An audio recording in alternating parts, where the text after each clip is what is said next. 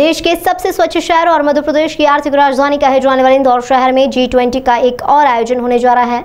19 से 21 जुलाई तक G20 summit में श्रम और रोजगार के मिनिस्ट्रियल लेवल ग्रुप की बैठक होनी है और उसमें विभिन्न देशों के प्रतिनिधि और मंत्री भाग लेंगे। इस बैठक को लेकर सारी तैयारी पूरी कर ली गई है। साथ ही विदेशी मेहमानों के आगमन को लेकर सुरक्षा के कड़े इंतजाम किए गए हैं। इसे लेकर प्रेस वार्ता की गई जिसमें 3 दिवसीय आयोजन की जानकारी दी गई। दरअसल इंदौर शहर में 19 से 21 जुलाई तक G20 देशों के श्रम और रोजगार मंत्रियों की समूह बैठक होनी है।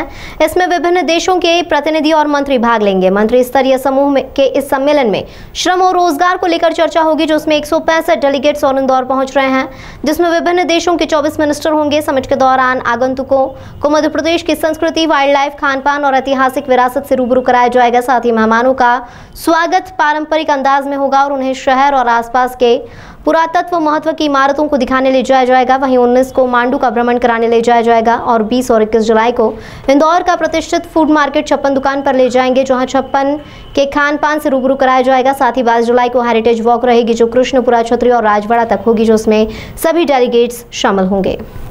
उनका स्वागत करना, उनके स्टेइंग प्लेस तक वो कंफर्टेबल पहुँचे।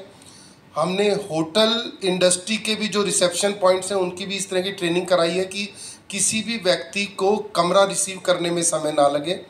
एक जो हम पिछले 6 महीने से प्रयोग किया है कि एक परफेक्ट हेल्थ कम्युनिकेशन प्लान हम एस्टेब्लिश करते हैं कि 24 घंटे वहाँ हेल्थ पर्सोनल रहे। रात को 2 बजे भी कोई इमरजेंसी हो तो there is a communication plan कि ये व्यक्ति इस हॉस्पिटल में जाएगा, ताकि निर्णय के अभाव में समय ना जाए। इसमें हमने 3 विषय आइडेंटिफाई किए हैं। एक है स्किल गैप मैपिंग, जो कि G20 देशों के द्वारा ILO और OECD को कहा जा रहा है कि वो ऐसा एक स्किल गैप एनालिसिस करें और उसका मैपिंग करें, जो कि सभी देशों के लिए उपयुक्त होगा और उनके काम में आएगा। पहला ये। दूसरा ये है गिग एंड प्लेटफॉर्म इकोनॉमी सभी देशों में बढ़ रहा है। Gig and platform is becoming a major issue and a major job creator in all countries. लेकिन उनका लीगल स्टेटस जो है उसकी वजह से काफ़ी सारे सोशल सिक्योरिटी बेनिफिट्स उनको नहीं दिए जा सकते हैं अलग अलग देशों में। भारत ने इसमें पहल की है।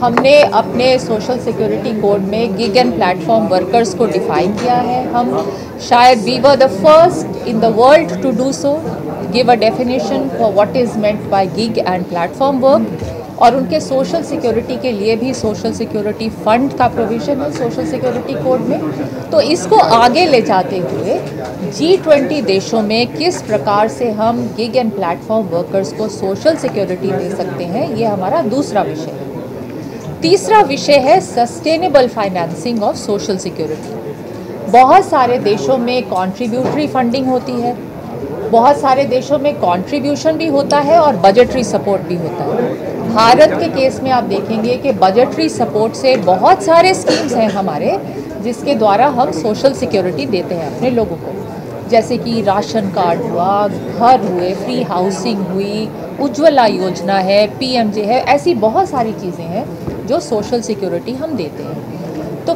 कैसे G20 जो विकसित देश हैं उन सब में किस प्रकार से सोशल सिक्योरिटी सस्टेनेबल बनी रहे, इवन विद कंट्रीब्यूशन और टैक्स फाइनेंसिंग, ये हमारा तीसरा मुद्दा है। और इन तीनों मुद्दों पर बहुत अच्छी हमारी आपस में चर्चा हुई है, सबके बेस्ट प्रैक्टिसेस शेयर किए गए हैं, इंटरनेशनल ऑर्गेनाइजेशंस का भी हमने इनपुट लिया है और बहुत अच्छे से एक उभर के आया है, एक कंसेंसस उभर के आया है।